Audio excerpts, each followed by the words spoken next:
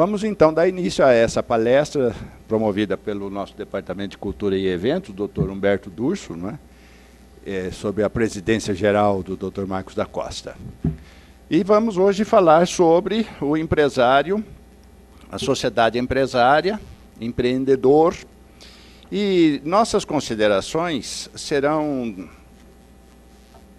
tanto quanto genéricas, porque, na verdade, não tenho aqui com vocês o tempo de um semestre de curso de graduação com aulas semanais. Nós temos aqui uma hora e pouco, para fazer um resumo. Por isso, as nossas ponderações sobre a matéria, sobre o tema, serão um tanto genéricas. Ao final, poderei responder algumas perguntas, desde que não exijam estudo, consulta de que a resposta não exija estudo, doutrina, consulta de códigos, etc. Né? Tem que ser coisas mais genéricas, porque o Código Civil não está decorado, está em parte. Muito bem, senhor. Vamos começar falando sobre o conceito de empresa. Na realidade, o conceito de empresa, de certa forma, é mais um conceito de economia do que de direito. Evidente que o direito vem regulamentar, vem regrar a vida de todos nós, de todas as sociedades, em todos os momentos. O direito está conosco 24 horas por dia, os 7 dias da semana. Até quando estamos dormindo, o direito está conosco, porque ele está nos protegendo, a inviolabilidade do lar e etc. O conceito de empresa, é importante que se fale sobre isso, porque é uma atividade do ser humano. Empresa não é aquele conceito que nós, ligados ao direito, sabemos que não é aquele conceito do leigo. O leigo entende por empresa o estabelecimento empresarial. Então, o leigo diz que, olha, a loja do José pegou fogo, a empresa do José pegou fogo. Na conceituação leiga, empresas é apontada como sendo o estabelecimento empresarial. E, na verdade, empresa é uma atividade do ser humano. Assim como os advogados praticam a advocacia, os médicos praticam a medicina, os engenheiros praticam a engenharia, os empreendedores praticam empresa. Portanto, a empresa é uma atividade do ser humano. E nós não podemos, portanto, confundir essa atividade com a materialização do empreendimento, ou seja, aquele conjunto de bens duráveis, conjunto de bens concretos e não concretos, né, que compõem o contexto, o conjunto de todo um empreendimento. E aqui, por empreendimento, empreendedorismo, nós temos o quê? A iniciativa de praticar a empresa. O empreendedorismo é a iniciativa, ou seja, a pessoa que se dedica à atividade empresária, em determinado momento concretiza o seu objetivo de constituir uma sociedade empresária, ou mesmo o empresário que atua individualmente. Nesse momento, ele está praticando o quê? Ele está praticando o empreendedorismo. Portanto, esse texto, esse vocábulo, que já vem no Código Civil Novo, de 2002, eu tenho observado que muitos jornalistas dos noticiários têm usado o termo empreendedorismo. Normalmente, os jornalistas de matérias mais específicas, não aquele repórter, não aquele apresentador, pura e simplesmente, do noticiário, que muitas vezes não usa o termo adequado, mas aquelas matérias que são feitas por jornalistas especializados, né? No caso do empreendedorismo, eles usam o termo empreendedorismo. Eu tenho visto isso e achei muito interessante. Por quê? Porque nos nossos meios culturais o vocábulo já está se instalando, já está se evitando aquela dúvida de empresário, já se fala em empreendedor, não se fala em empresário.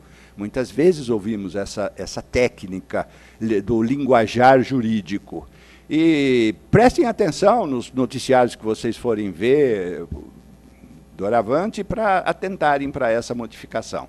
Por quê? Porque a teoria da empresa veio com o novo Código Civil. Antes nós tínhamos toda a empresa regulamentada em leis esparsas, o nosso Código Comercial de 1850, que foi sendo abolido gradativamente no correr do século XX, e finalmente agora só restou um livro de direito marítimo, também muito fraco em razão de legislação complementar, posterior, desde 1850. Então, nós temos o quê? Temos o nosso direito empresarial, que se tornou, inclusive, um livro do Código Civil, o livro 2º. Direito de empresa. Vejam bem, direito de empresa como atividade. E nesse direito de empresa, que é uma inovação já na Europa desde o século passado, né, chegou ao Brasil depois de decorrido algum tempo, até porque o artigo 966, que nós vamos verificar agora, que define empresário, já existe no Código Italiano desde 1943. Muito bom. Então, visto aqui essa diferenciação entre a empresa como atividade, o empreendedorismo como a dedicação, a iniciativa de se concretizar num determinado estabelecimento, numa determinada atividade empresária, né? Vamos agora adiantar um pouco, verificando o tema seguinte. O artigo 966 do Código Civil. Considero de uma fundamental importância o artigo 966 do Código Civil, porque o legislador se preocupou em dar uma definição. Vejam vocês que o Código não é uma disposição genérica e abstrata. Não. O Código Civil trouxe uma definição perfeita, exata, do que é ser empresário. Não deixou para que a doutrina ou a jurisprudência fosse fazer elucubrações em como definir determinados institutos jurídicos, porque a lei sempre é genérica, a lei sempre é geral, mas às vezes geral demais. Então, fica para o quê? Fica para o legislador, fica para o judiciário e para a doutrina trazer à população e trazer ao mundo jurídico algumas definições e interpretações. Muito bem, e o artigo 966 diz o seguinte: considera-se empresário, veja que ele está definindo. Ao dizer considera, ele está definindo, está determinando, está dizendo, é isto. Não está dando margem a dúvidas. Não há aqui que ficar questionando, será que é ou será que não é? Não. No caso, ele está definindo, considera-se empresário, ou seja, é empresário, define empresário. Bom, a definição é de empresário. E diz o seguinte: quem exerce? Vejam que o pronome não é que, é quem. E quando ele usa o pronome quem, ele está se referindo à pessoa humana, à pessoa física. Isso é importante porque nós veremos depois que na sociedade empresária a conceituação será outra. Então, no momento em que ele diz, considera-se empresário quem, ele está dizendo pessoa humana. E aqui é uma pessoa humana. Porque se for mais de uma, passa-se a sociedade empresária. Então, nesse contexto, nesse texto aqui, nós temos, considera-se empresária a pessoa individual, humana, física, que é aquela que nós conhecemos como empresário individual. Tão do nosso saber, tão do nosso uso durante o nosso exercício profissional. Então, considera-se empresário quem exerce, olha aqui, ó, quem pratica a atividade de empresa. Se exercer é atuar, é fazer, é realizar, é ir adiante. Então, neste momento em que ele exerce o quê? A atividade empresária, ou seja, exerce a atividade empresa. Portanto, é empresário quem faz, quem exerce. Quem não exerce, não é empresário. Nós aqui somos advogados, não é? Pode ser até que tenha algum empresário aqui, é muito bem-vindo também. Mas a maioria certamente é de advogados. Então, nós não somos empresários. Até podemos ser, porque não é vedado que uma pessoa tenha duas qualificações, duas atribuições, duas dedicações na vida. Não é? Existe aquela figura do advogado e do dentista, que uma certa ocasião alguém falou para mim: João, esse meu parente aqui é advogado e dentista. Ele é adventista. Então, vejam que, exercer a atividade empresária, profissionalmente, muito bom. O profissionalmente já engloba outras conceituações. Esse profissionalmente não vai ficar numa palavra vazia, vã. Eu vou adiantar a nossa tela para tratarmos do profissionalmente, depois eu volto, porque nós vamos falar em atividade econômica organizada. Então, vamos ver aqui o profissionalismo. Esse profissionalmente implica no profissionalismo. Ou seja, que é quando existirá efetivamente o empresário no seu empreendimento, quando ele o fizer de uma forma profissional. E para ser profissional, entram aqui esses três ingredientes: habitualidade, pessoalidade e conhecimento. Habitualidade por quê? Porque não basta, para caracterizar um empresário, uma atividade econômica com finalidade de lucro, que seja, mas esporádica. Imaginem que nos próximos eventos esportivos que teremos aqui no Brasil, Copa das Confederações, por exemplo, alguém resolva vender, montar uma lojinha na garagem da sua casa, põe um balcão, né, e vai vender essa vuvuzela, que eu não sei o nome direito como é que é, mas essa cachirola. Ele resolve vender a cachirola, por quê? Vai ter uma quantidade imensa de turistas, o próprio povo brasileiro vai comprar essa cachirola para depois jogar no campo, como fizeram já na estreia, já atiraram bastante no campo. Enfim, essa pessoa fala: bom, eu vou ganhar um dinheirinho extra, porque aí eu posso fazer mais um puxadinho lá na minha casa, posso fazer uma caiação por fora, vou ganhar um dinheiro extra para melhorar a minha vida. E faz. E durante a Copa das Confederações, vai durar lá uma semana, 2, 3, um mês, não sei quanto tempo, ele fica lá vendendo a cachirola e ganha o seu dinheirinho. Terminou a Copa das Confederações, o povo vai embora, não vai ter mais gente passando na porta dele, ele não tem sentido ficar ali. Então, ele recolhe o balcão, pega o carrinho dele, guarda na garagem e pronto, acabou o empreendedorismo dele. Ora, esse indivíduo não é um empresário. Por quê? Porque ele se dedicou a uma atividade econômica com uma finalidade de lucro por um período muito pequeno, que começou e terminou e não mais se dedicou à continuidade. Não deu continuidade ao seu trabalho, ou seja, não existiu nessa atividade dele a habitualidade. Para que haja, portanto, a característica de empresário, é preciso que haja dedicação perene, constante, exclusiva. Pode até não ser pela vida toda. Quantos empreendedorismos ou empreendedores nós vemos no nosso país que começam alguma atividade e 1 ano, 2 anos depois fecham, ou com falência ou sem falência, mas fecham. As estatísticas mostram que na junta comercial abrem-se milhares de firmas, né, entre aspas aqui, né, na junta registra que muitas pessoas abrem e 1 ano depois ou 2 anos depois estão fechando. Por quê?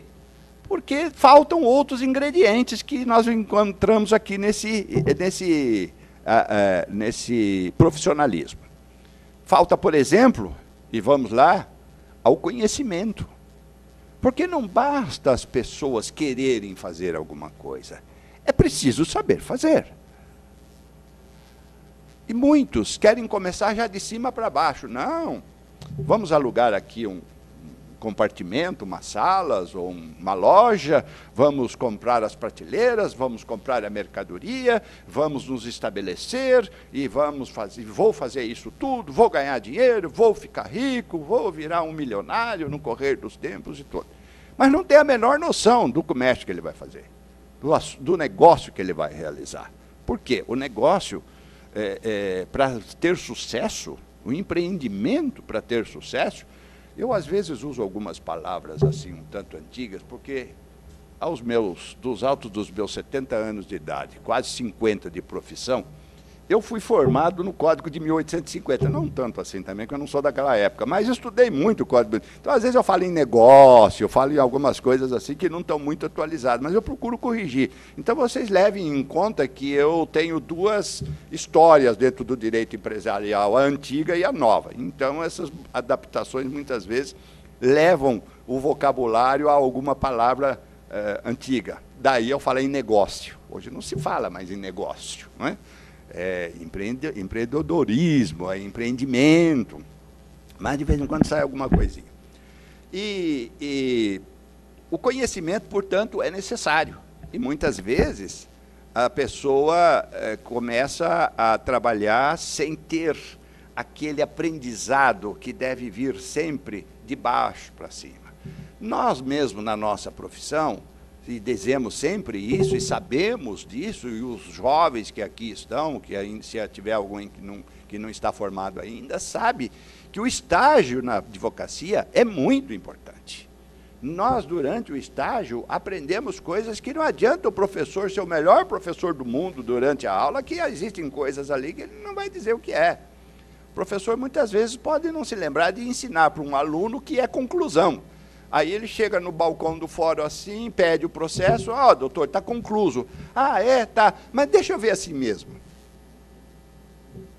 Nós, já mais tarimbados, dizemos, tudo bem, ótimo, muito obrigado. Agora, me diga uma coisa, está concluso aqui para ir para a sala do juiz, ou já está concluso lá? Porque aí eu vou lá ver com o juiz, eu peço para ele me deixar ver o processo. Agora, um neófito, evidentemente, não tem essa tarimba, não tem essa experiência, e vai dizer, muito obrigado, então deixa eu ver o processo assim mesmo. Bom, o conhecimento, portanto, o know-how, ou seja, saber realizar, saber fazer, é importante, senão o negócio, quase que fatavelmente, estará fadado ao fracasso. Quem não sabe fazer, deve procurar primeiro aprender, depois se realizar, depois se estabelecer. E outra coisa importante é a pessoalidade, ou seja, é preciso que a pessoa esteja presente no seu empreendimento, esteja à frente de seus negócios. A pessoa deve estar habitualmente com a sua experiência e sempre presente ali no seu negócio. Claro, poderá não estar às 24 horas do dia, poderá ter turnos, mas é importante que o seu olho esteja sempre vigiando tudo que está se passando dentro do seu empreendimento. A atividade empresária individual, como nós estamos vendo aqui, implica o quê? Em uma pessoa física desenvolvendo a sua atividade. Não quer dizer isso que ela não possa ter algum auxiliar, 1, 2 ou 3 pessoas que a auxiliam. E nessas circunstâncias, esse indivíduo que está praticando o seu empreendedorismo individual, está presente no seu negócio. Tanto essa pessoalidade é importante que o artigo 966 fala lá atrás, quem exerce. Esse quem é a pessoa. Então, a pessoa precisa estar presente no seu negócio. Veja que são algumas conceituações que nós temos dentro de um artigo de lei que traz atrás de si muita teoria do direito empresarial. Muito bom. Então, já que voltamos ao 966 e falamos no empresário, quem exerce profissionalmente, atividade econômica. Atividade econômica por quê? Porque é uma atividade econômica que objetiva alguma vantagem financeira. A pessoa, ao se dedicar à atividade empresária, quer ganhar dinheiro. Ganhar dinheiro é através do lucro, através do seu capital que foi investido, através do seu trabalho, e quer ter uma retribuição desse investimento. O empreendedorismo, portanto, tem como um dos objetivos principais o lucro, que, aliás, o lucro até caracteriza a atividade empresária. Porque, se não for dessa forma, se não estivermos tratando do interesse no lucro, nós poderemos estar falando sobre outras atividades econômicas que não são empresárias. que estão no parágrafo único do artigo 966 e que nós falaremos sobre ele um pouco lá no final. Ora, atividade econômica pode ser empresária ou pode não ser empresária. Porque o que é atividade econômica? É uma relação jurídica entre duas partes, onde uma cede algum objeto e a outra cede ou outro objeto ou algum dinheiro em pagamento. Portanto, é uma relação jurídica, por exemplo, de compra e venda, de mútuo, de permuta, mas estará havendo sempre, entre as duas partes, uma atividade econômica que envolve alguma tradição de dinheiro, vamos dizer assim. E podemos ter atividade econômica não empresária. Se um de nós vende o automóvel para o vizinho, eu não sou comerciante de automóvel, eu não sou empreendedor dedicado profissionalmente, habitualmente à atividade empresária de compra e venda de veículos. Não sou isso tudo. Mas eu vendi meu carro para o vizinho. Eu pratiquei uma atividade econômica de natureza civil. Agora, aquele que é estabelecido numa loja grande, num terreno grande da esquina, para comprar constantemente e vender constantemente veículos novos, seminovos, etc., com habitualidade, com profissionalismo, com conhecimento, esta sim será uma atividade econômica empresária. Porque aqui está se objetivando o lucro, que é diferente do outro que simplesmente recebeu o preço de uma transação financeira. Uma transação. Não há habitualidade nisso, não há profissionalismo nisso. Portanto, essa atividade econômica é importante que seja, no caso do empresário, atividade econômica com objetivo de lucro, portanto, com aquela habitualidade, pessoalidade que já falamos. E organizada.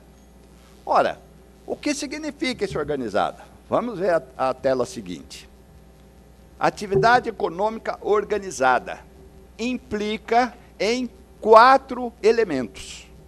Para que haja organização, esses 4 elementos, essas 4 características devem estar presentes, sob pena de, se faltar uma delas, a atividade não estar organizada. Primeira delas, capital, ou seja, dinheiro. Ninguém consegue se estabelecer, criar uma atividade empresária sem dinheiro.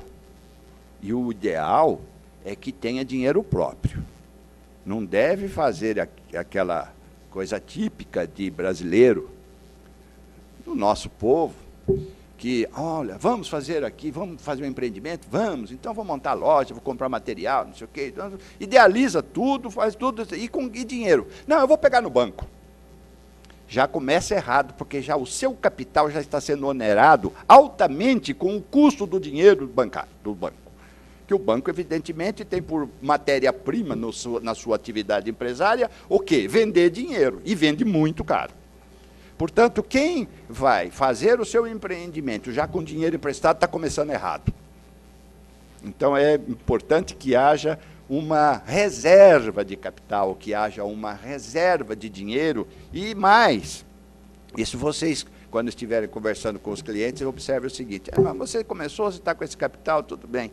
E daí, esse capital está disponível ou você vai tirar de outras necessidades? Porque ele pode criar um empreendimento, mas deixa a família ao desamparo. Então, o capital deve ser um capital que pode ser perdido. Um capital que esteja dentro da previsão, do risco. Porque todo empreendimento, toda atividade empresária tem fatalmente, infalivelmente, o elemento risco. Quem se estabelece estará sempre correndo o risco de o negócio não dar certo. Por qualquer que seja a razão, por mais variada que seja a razão, poderá haver um risco. Nós não tivemos, em 1990, o sequestro de todo o dinheiro que estava no banco de todo mundo, com a ministra Zélia de Mello e o presidente de então, Fernando Henrique Cardoso? Da noite para o dia ele deu um choque. O presidente Collor, né? Eu falei qual? Desculpe, o Fernando Collor, obrigado. A gente não pode fazer tudo sozinho, tá vendo? E vocês também me corrijam se eu falar alguma coisa errada. Aliás, o presidente Collor, que com todos os problemas, fez um grande bem para o Brasil, porque ele abriu os portos do Brasil, né? Todos os nossos celulares e automóveis bonitos que nós temos hoje, foi ele que trouxe. Mas há o risco em todo o empreendimento, o risco de que o negócio, por qualquer razão, não dê certo. E pode ser um risco endógeno ou exógeno, interno, falta de conhecimento, por exemplo. A falta de conhecimento é um risco interno, doméstico, endógeno, ou seja, a pessoa não sabe fazer direito, acaba prejudicando, acaba falindo, acaba fechando. Por quê? Porque não soube desenvolver o seu negócio. Ou pode ser uma atividade externa, alguma coisa que vem de fora, um segmento de mercado que entra em crise, por exemplo. Em 1972, por essa vantagem de ser dos tempos antigos, é que tem também bastante história para contar. Em 1972, houve uma crise do petróleo na Arábia, que eles fecharam os poços de petróleo, e a Europa, principalmente a Europa, que vive para o seu aquecimento, vive do petróleo para aquecer, entrou em colapso. Eu tive casos aqui de uma exportadora de algodão, exportava para o Japão. O Japão não tem usinas, lá não tem cachoeiras, lá não tem essa energia hidráulica que nós temos aqui. E depende do óleo. Como os árabes fecharam os portos, eles entraram em colapso.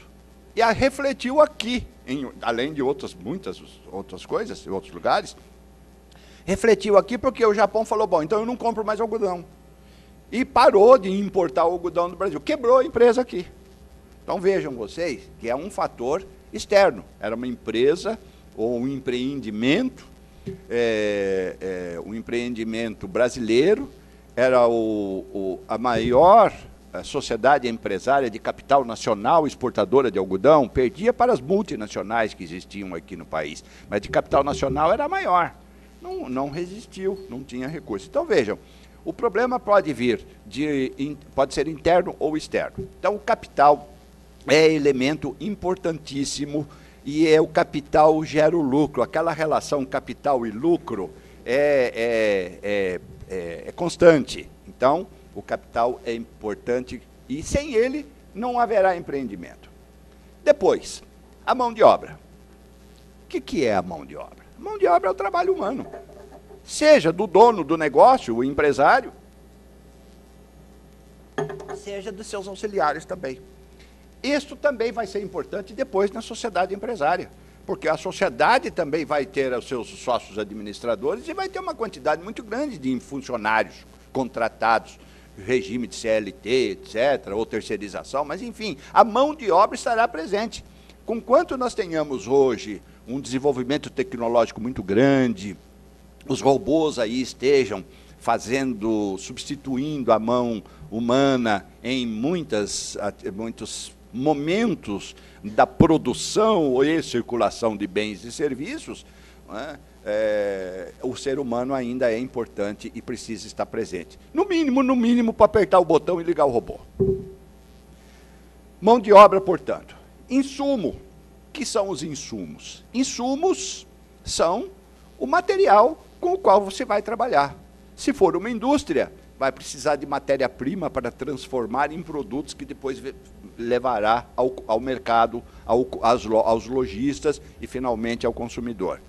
O insumo, portanto, e aqui nesses insumos nós podemos incluir também maquinário, tudo aquilo que cria o mecanismo que possibilita a atividade empresária em si. Portanto, e depois o conhecimento, que o conhecimento de mercado, não só conhecimento da sociedade, como conhecimento também de mercado, ou seja, é preciso saber fazer a negociação. E há um ditado até que diz que muitas vezes se ganha mais dinheiro, se tem um lucro maior na compra do que na venda. Muitas vezes é preciso saber comprar bem para poder vender. E os supermercados, de certa forma, fazem isso, às vezes até com um certo abuso, porque vão lá na lavoura, compram uma produção de maçã toda, paga adiantado por um preço desse tamanho assim, depois vende para nós nas lojas por um preço bem mais elevado. Ele ganhou aonde? E às vezes faz promoções. Faz promoções aonde? Não, você compra 1 quilo de cebola por 80 centavos. Ora, se um supermercadista está vendendo 1 quilo de cebola por 80 centavos, R$1, R$1,50, quanto é que ganhou o produtor lá na terra? Que está puxando a enxada, que está pagando a sua máquina, se ele tem a máquina para trabalhar, que está dependendo do clima, está dependendo da chuva, que fica naquela aflição, vai chover, não vai chover na hora certa, porque às vezes chove na hora errada e estraga tudo, ou antes ou depois. Então, comprar é uma das formas de garantir o lucro. Para isso é preciso que haja conhecimento. E quem não tem conhecimento e vai se estabelecer de pronto, não vai conseguir ter sucesso no seu negócio. Portanto, o lucro está diretamente associado à aplicação do capital, não é? E é a finalidade da aplicação do capital. Qual é a vantagem do empresário? É ter lucro. O negócio dele é esse, ele se dedicou a isso.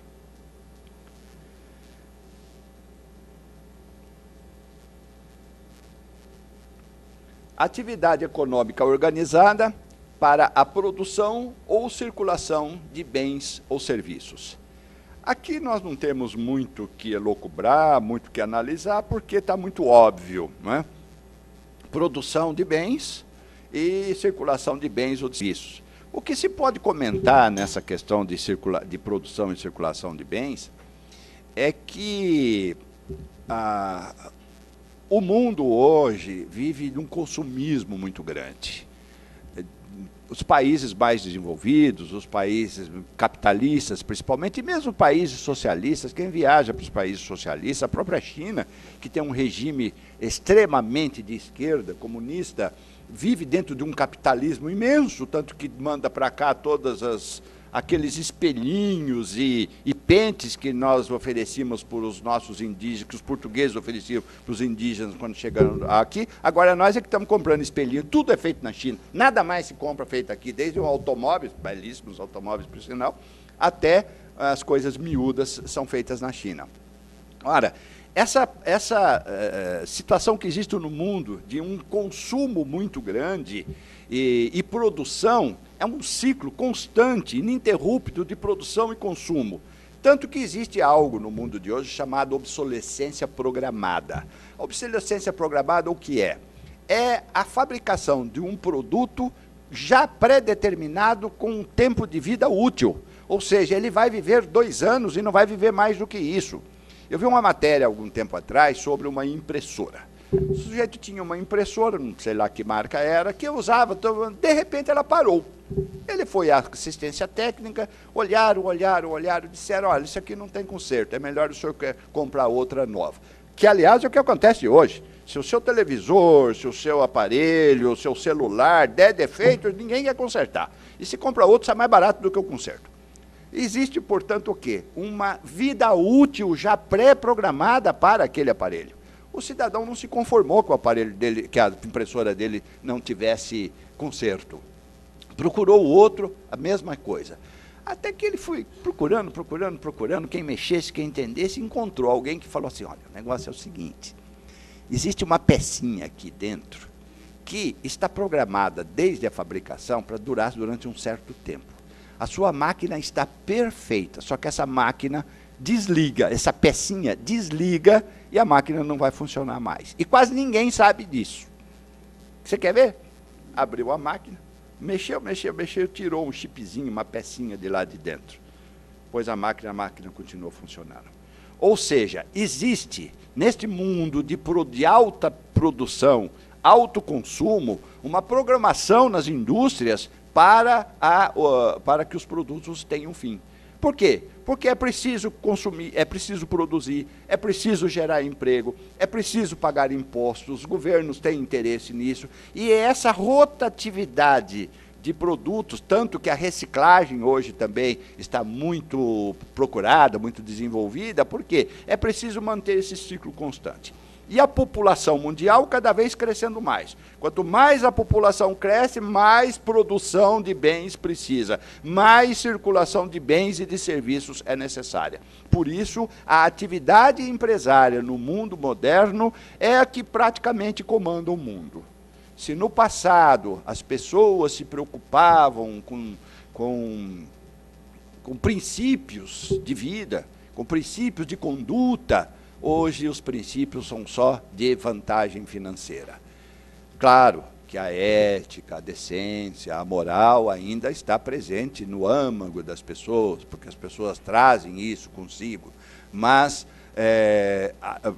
economicamente falando, nós temos uma produção e circulação constante de bens e de serviços. Muito bom, vamos adiante.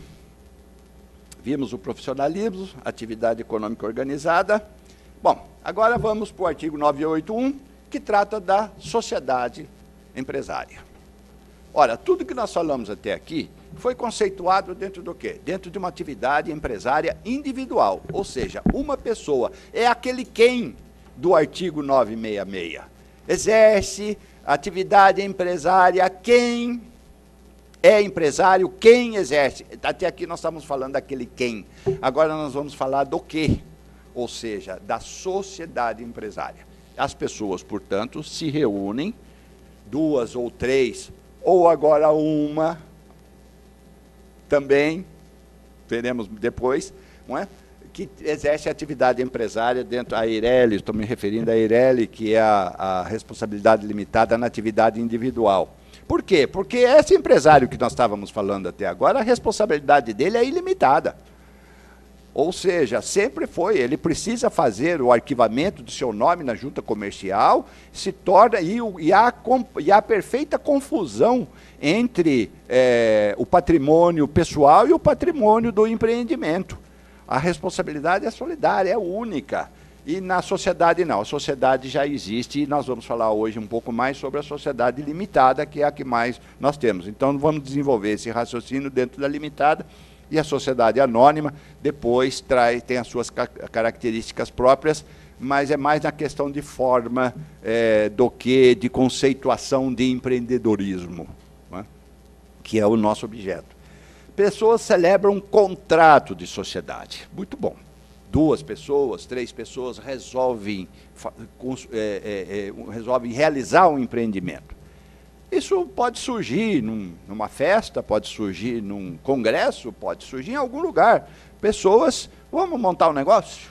Vamos abrir uma loja disso, ou uma indústria daquilo? Tá? Vamos, aí começam a conversar, e tá bom, eu entro com tanto, o outro entra com tanto, vamos fazer isso. Tá? Ali começam a surgir as primeiras ideias. Elas se sentam, pensam, se organizam e fazem o quê? Celebram um contrato. E redigem um contrato dentro dos termos da lei, o código traz todas as características, todas as exigências, que são detalhes que nós não veremos hoje, mas essas pessoas se realizam essa vontade lavrando um instrumento e assinando esse instrumento. No momento em que esses empreendedores assinam o contrato social, nasceu uma sociedade empresária. Nasceu uma sociedade. Será que ela já pode sair funcionando assim, sem mais nem menos? Será que não existem mais formalidades para essa sociedade empresária? Bom, para existir a sociedade não precisa mais do que assinar o papel. Assinou, as pessoas estão reciprocamente assumindo compromissos de dar de si, capital, etc. Correm o risco dos lucros e dos prejuízos, ou seja, entre essas pessoas, a sociedade está formada, está feita e produz efeitos de direito. Tem validade jurídica entre elas. Para quê? Para a atividade empresária, para exercer a atividade empresária. Muito bom. O contrato, portanto, poderá ser escrito, será escrito, mas particular ou público. Vejam bem, em que pese o Código Civil atribuir responsabilidade às pessoas que contratam verbalmente, no caso da sociedade empresária não é possível contrato verbal. O direito das obrigações nos mostra que uma locação pode ser feita por um contrato verbal. Um mútuo pode ser feito por um contrato verbal, sem a promissória garantidora, sem algum contrato garantidor. Mas a sociedade empresária obrigatoriamente tem que ser por contrato escrito, particular ou público. Na maioria das vezes, na grande maioria, os contratos são de natureza privada, são particulares. Por quê? Eles vão adquirir uma oficialidade em seguida quando forem levados à junta comercial. Então, não há a obrigatoriedade de se fazer o contrato por instrumento público, no cartório, etc., que pode ser feito. Pode perfeitamente ser feito, mas ele tem que ser escrito. Agora, a inscrição no registro de comércio é que vai dar uma característica nova a essa sociedade. Porque até então essa sociedade estava produzindo efeitos junto aos seus sócios. No momento em que esse contrato constitutivo é levado à junta comercial, e obedecidos os trâmites legais, as exigências feitas pela junta comercial, será ele arquivado. O termo é esse, será ele arquivado. E ao ser arquivado, essa sociedade passa a ter efeitos perante terceiros. E a partir desse momento, então, ela poderá exercer a sua atividade naturalmente, ou seja, está legitimada a exercer a atividade empresária, que é o objeto do seu contrato. O contrato tem aquelas características de quem são os sócios, prazo determinado ou indeterminado, sede, enfim, e objeto. O objeto, portanto, ela vai fazer o quê? Vai fazer esse determinado. Ora, no momento em que o contrato constitutivo é arquivado na junta comercial, ela passa a ter o caráter de oficialidade e de poder exercer naturalmente essa atividade. Caso contrário, ela não estava plenamente irregular. Nós podemos pensar na sociedade em comum, e é aquela sociedade de atividade empresária, mas que não é a correta. Por quê? Porque toda a sociedade precisa ser levada à junta comercial, salvo aquela sociedade não contratual, como o caso da conta em participação, que tem uma natureza completamente diferente. Mas, falando na sociedade normal, comum, usual, e a limitada principalmente, é preciso que ela vá ao registro de comércio, ou seja, o registro de comércio é o Departamento Nacional do Registro de Comércio, que é um departamento do Ministério da Indústria e Comércio, Planejamento, Indústria e Comércio, ou seja, o DNRC é um departamento do Ministério. E esse órgão público é o órgão encarregado de estabelecer as normas que regem a atividade empresária no país.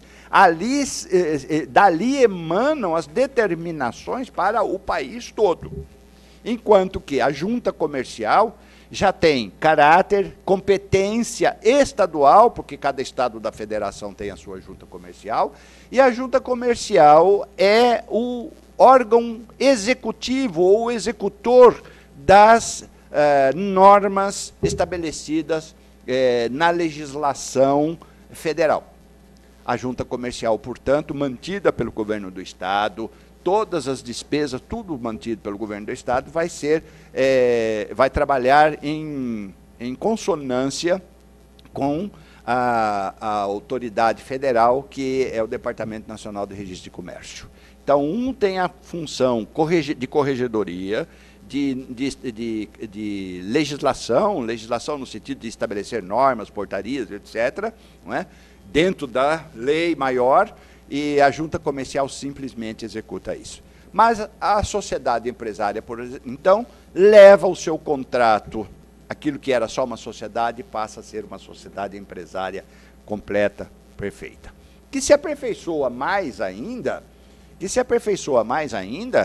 com a inscrição na Receita Federal, e aí recebe o CNPJ, que é a sociedade empresária na junta comercial, recebe um número, que é o NIRE, número de inscrição no registro de empresa.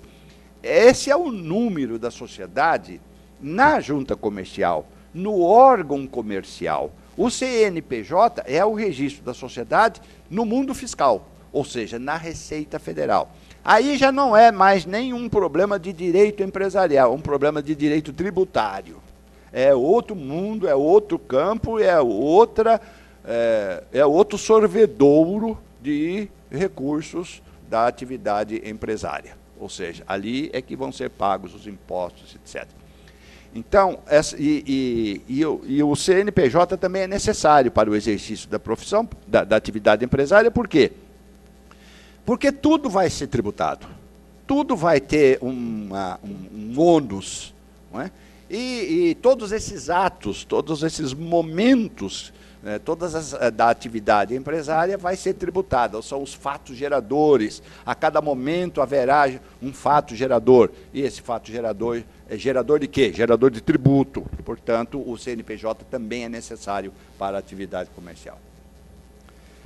Sociedade e empreendedor, sócio administrador, sócio não administrador, sócio investidor. Aqui nós podemos fazer uma certa diferença. Aqui nós temos algumas diferenças dos sócios em si. E eu costumo dizer também que há uma diferença maior ainda, que há entre o sócio de uma sociedade empresária e um empresário. Porque quem é o empresário? Empresário é aquela pessoa física, quem vai à junta comercial e arquiva, faz o arquivamento de si mesmo, do seu nome, como empresário. Esse cidadão recebe o título de empresário. No momento em que os sócios levam o contrato constitutivo para arquivamento na junta comercial, quem vai exercer a atividade empresária, quem vai ter as titularidades do exercício da atividade empresária, será a pessoa jurídica, será a sociedade, não serão os sócios. Por isso que eu digo que sócio de sociedade empresária não é empresário, tecnicamente falando. Pode até ser. Imagine que um empresário individual, arquivado na junta comercial, resolva fazer sociedade. Ele se torna sócio de uma sociedade empresária e mantém o seu arquivamento, o seu registro na junta comercial, no DNCE. Então ele será o quê? Empresário, porque assim ele se qualificou antes, ou durante, ou depois, não é? E será também sócio de uma sociedade empresária. Mas aqueles sócios que não têm o seu arquivamento na junta comercial, esses não são empresários, eles são sócios de sociedade empresária. E isso é importante, aí isso faz uma diferença. Faz uma diferença porque as responsabilidades de um empresário são objetivas, são pessoais, são solidárias, não é? E as da sociedade empresária, dependendo do tipo de sociedade empresária, serão limitadas, etc, etc. As responsabilidades dos sócios variarão conforme ele seja sócio administrador ou seja sócio não administrador. Então, na sociedade empresária, nem todos os sócios são empresários.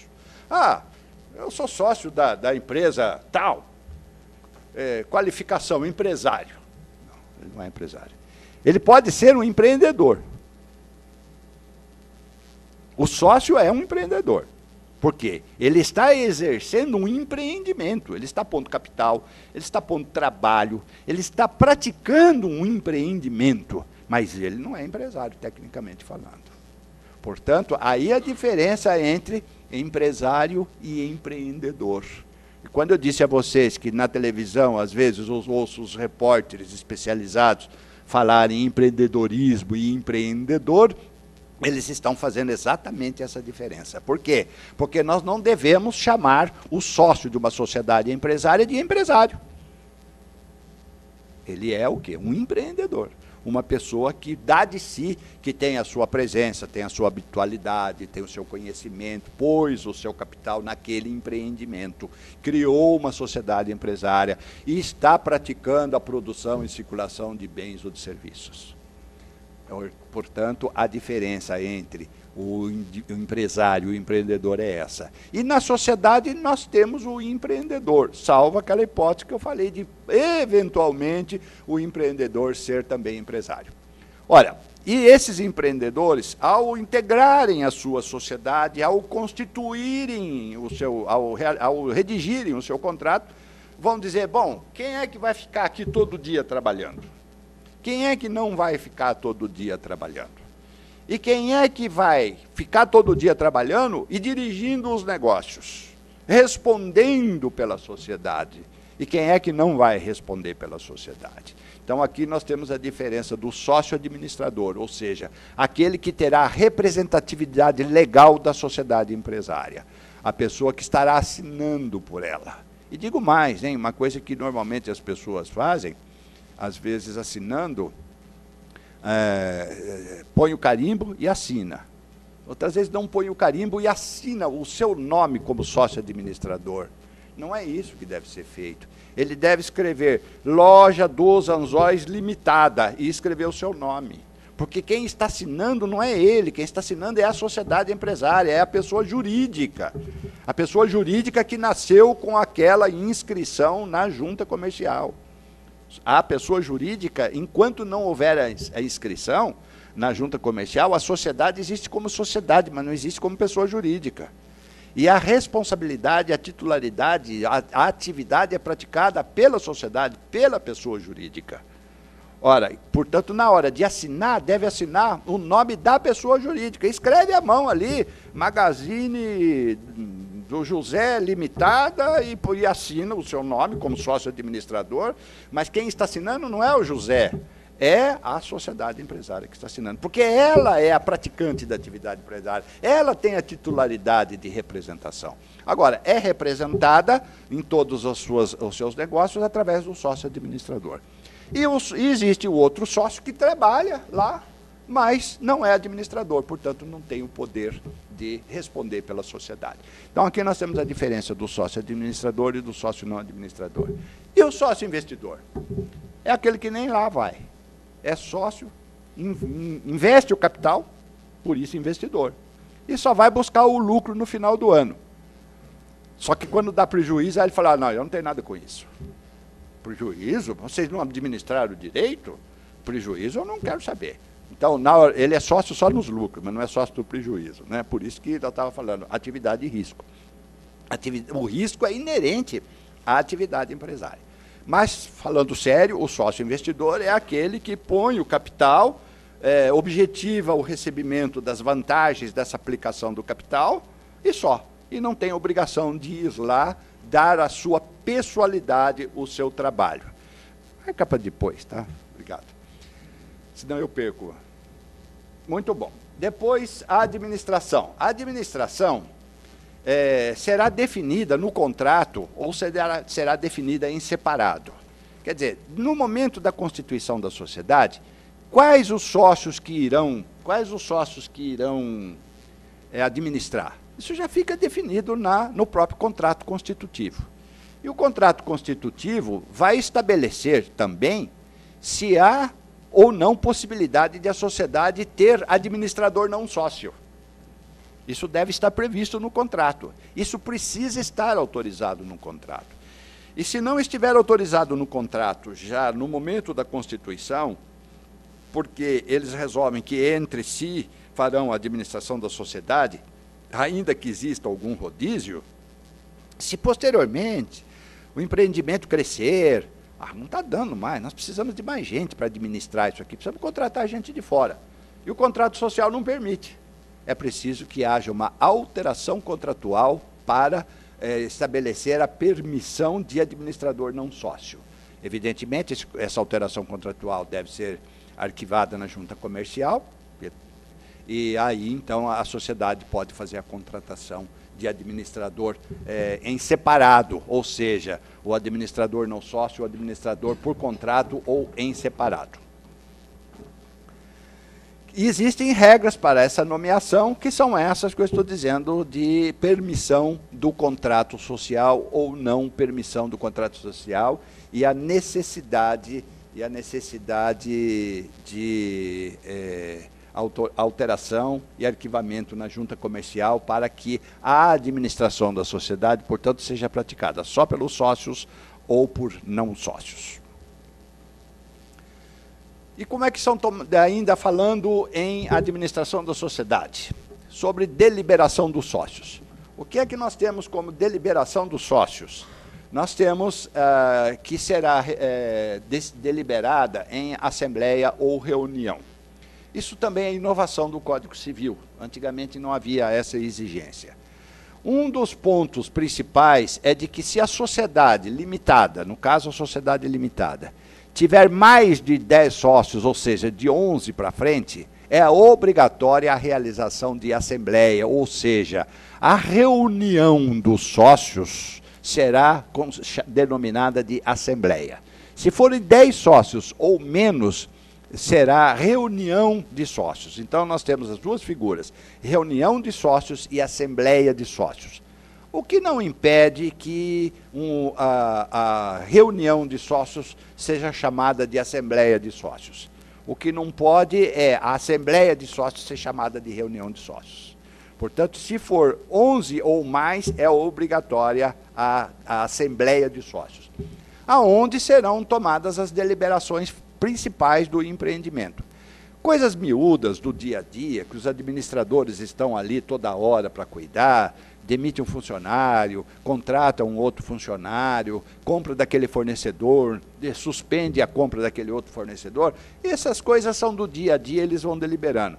Mas se for mudar a alteração contratual, se for realizar uma alteração contratual para mudar administradores, ou para fusão com outra sociedade, ou para impetrar a recuperação de empresa, enfim, existem coisas que mexem com a vida do empreendimento, aí é obrigatório que se realize uma reunião ou assembleia e seja lavrada uma ata dessa reunião ou assembleia que depois vai ser arquivada na junta comercial. Porque a transparência desses atos fundamentais deve ser pública. Por quê? Porque as pessoas que vão negociar com a sociedade precisam saber com quem estão lidando. E depois existe o quórum, é preciso que haja convocação, quando se realizar de uma forma oficial, e também o quórum. A convocação será sempre publicada em 3 vezes no Diário Oficial ou Jornal de Circulação Local, com um espaçamento mínimo de 8 dias entre a primeira publicação e a data da realização da Assembleia. Um prazo mínimo de 8 dias. E se por alguma razão não se realizar essa reunião ou Assembleia, uma outra precisa ser convocada com um prazo, com 3 publicações, com um prazo mínimo de 5 dias, cai apenas de 8 para 5 dias. Mas toda a formalidade de publicação de editais e de convocação tem que ser obedecida. Não é como reunião de condomínio, aonde está lá, reunião às 20 horas, a hora da novela, né? Reunião às 20 horas, com um mínimo de 50% dos condôminos, ou às 8h30 em segunda convocação com qualquer número. Ou seja, o mesmo editalzinho de convocação já tem a primeira e a segunda convocação. Na sociedade empresária isso não é possível, portanto é preciso muita atenção na hora de se fazer a publicação, de se redigir um edital de convocação. Por quê? Porque não vai botar lá em segunda convocação, 5 dias depois já fica convocada desde já, não pode. Não realizou a primeira por alguma razão, pode ser até a questão de quórum, e vai se convocar a outra pode ser convocada para daí 1 mês, 2 meses, com 5 dias, porque é uma segunda, mas com 5 dias, mas tem que publicar tudo de novo. Quórum de instalação e quórum de deliberação. É preciso também verificar que, muitas vezes, para determinados assuntos, existem quórums diferentes. O código até é um pouco complexo nessa questão de quórum. Eu botei aqui o 1071, mas tem outros artigos. Isso é uma coisa que precisa ser estudada e consultada a cada caso concreto. Por quê? Porque o quórum varia. O quórum pode ser de 2/3, de 50%, de 3/4, ou pode ser quórum mínimo. Então, existem 4 tipos de quórum que podem ocorrer, dependendo do assunto a ser deliberado. Uma alteração contratual, por exemplo, e unânime, uma decisão de exclusão, não digo de exclusão da sociedade, mas de afastamento de um sócio administrador, é preciso quórum unânime para afastar um sócio administrador da sociedade. Se for um sócio, se for um administrador não sócio, o quórum vai para 3/4. Enfim, existem quóruns de 2/3, de 50%, unânimes, etc. Então, isso aí é uma coisa que tem que ver caso a caso, porque são muitas as hipóteses e muitos os quóruns. Agora, aqui o que importa chamar a atenção no momento é o seguinte: quórum de instalação para determinados assuntos. Então, convoca-se a assembleia ou a reunião, vem o quórum suficiente para aquele determinado assunto. Não é? Aliás, veio o quórum suficiente para a instalação da assembleia ou da reunião. Mas o tema exige 3/4 e não tem os 3/4. Então existiu o quórum para instalar, mas não existiu o quórum para deliberar. Então a ata tem que registrar isso aí. E aí o quê? Tem que se convocar uma outra assembleia para se tentar conseguir o quórum. E muitas vezes o quórum pode até baixar numa segunda convocação. E aí é que tem que ver o detalhe de cada caso. Portanto, essa diferença de quórum de instalação e quórum de deliberação é importante. Porque às vezes instalou, tem quórum? Tem, então vamos deliberar. Não, espera aí. Conforme a matéria a ser deliberada, precisa ver se tem o quórum suficiente. Sociedade unipessoal. Dissolve-se a sociedade quando ocorrer a falta de pluralidade de sócios não reconstituída no prazo de 180 dias. Bom, essa disposição veio no Código Civil e estabelece que a sociedade, para ser sociedade, não pode ser ter uma pessoa só, porque se tiver uma pessoa só, cai no empresário individual. Nessas circunstâncias, é preciso que haja 2. E a lei estabeleceu um prazo de 180 dias, e lembre-se que contagem de prazos por dias não é o mesmo que contar prazo por mês. Isso é uma matéria processual que a gente sempre deve ter presente. Se a lei estabelece dias, tem que contar os dias. Não pode contar mês, não. E a falta de pluralidade de sócios, portanto, não descaracteriza, provoca a dissolução da sociedade. Provoca a dissolução da sociedade. E isso existe, isso permanece. Se nós estivermos falando na Eireli, a Eireli é outro assunto. É a possibilidade, né, de uma sociedade unipessoal com responsabilidade limitada. Mas aí já não é uma sociedade, é o empresário individual com responsabilidade limitada. E aqui chegamos a ela, a Eireli, que alguns dizem Eireli, está prevalecendo a Eireli nas participações que temos tido aí, e que diz que o artigo, e acrescentou a letra A ao artigo 980, que vai dizer que a empresa individual, então vejam vocês aqui, está se referindo a individual. Né? É o caso daquela sociedade de 180 dias que se dissolve. E aí o que ocorre? É preciso que, então, aquele sócio remanescente se arquive na junta comercial como empresário, porque até então ele era empreendedor. Ele não era empresário, ele fazia parte de uma sociedade e não tinha a qualificação de empresário, ele tinha de empreendedor. Ora, no momento em que ele ficou sozinho, ele tem que se regularizar na junta comercial, passa a ser empresário. E sendo empresário individual, eu, aliás, até faço uma observação nisso aqui, eu acho que a expressão, muito usada na doutrina, mas tem alguns autores que eu aprendi com eles o seguinte: a expressão empresário individual é uma redundância. Porque se a lei define que empresário é quem exerce habitualmente, né, está se referindo a uma pessoa, eu não preciso dizer que é individual. É evidente que é individual. O empresário, por definição, é individual. Então, o empresário individual é uma redundância que eu acho, é questão de terminologia, de gramática, etc. Mas vem a lei, o legislador diz, a empresa individual de responsabilidade limitada será constituída por uma única pessoa titular de totalidade do capital social, etc, etc, etc. Então, vem trazer o quê? Vem trazer a responsabilidade limitada para aquela pessoa que exerce atividade individualmente. Agora, o grande diferencial nisso aí é que estabelece um capital mínimo de 100 salários mínimos, que atualmente está dando R$ 67.800, e aquele cidadão que vende aquele brinquedinho da Copa, aquela pessoa que vende coxinha na porta de casa no dia dos jogos, não vai nunca ter um capital de R$ 67.800, portanto, isso aqui, na verdade, é uma solução para alguns problemas de empreendimentos de maior capital. Na verdade, é isso. E aí eu praticamente termino essa visão geral, procurando obedecer o horário. Vocês também, olha, já estou passando do horário, vocês têm outras atividades também, e eu não quero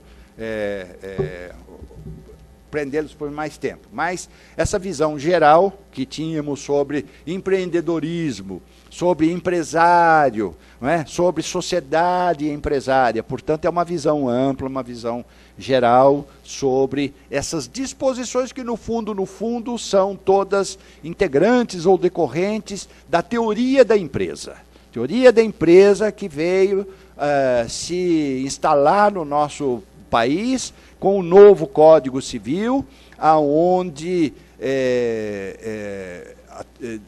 há preocupação com a função social da empresa, a própria nova lei de recuperação de empresa, de falências, que é de 2005, a lei 11.101 de 2005, traz algumas disposições se preocupando com o direito de empresa, que é o quê? A preservação da atividade empresária constituída num estabelecimento organizado, com maquinário. Por quê? Porque a população precisa de bens, existe uma demanda da população, uma demanda cada vez maior, é aquele ciclo de produção e consumismo que eu estava dizendo, que a população cresce, e essa população precisa ter roupa, precisa ter alimento, precisa ter calçado, precisa ter transporte, precisa ter educação, precisa ter de tudo. E a população cresce, os empreendimentos crescem, e esse mundo empresarial está constantemente em ebulição, em criação e esmorecimento, enfim, tudo em função de quê? Em função da atividade, da função social da empresa, ou seja, a função social, o empresário e a sociedade empresária hoje tem um dever maior para com a sociedade que consome. A sua atividade não se destina pura e simplesmente a lhe gerar lucros.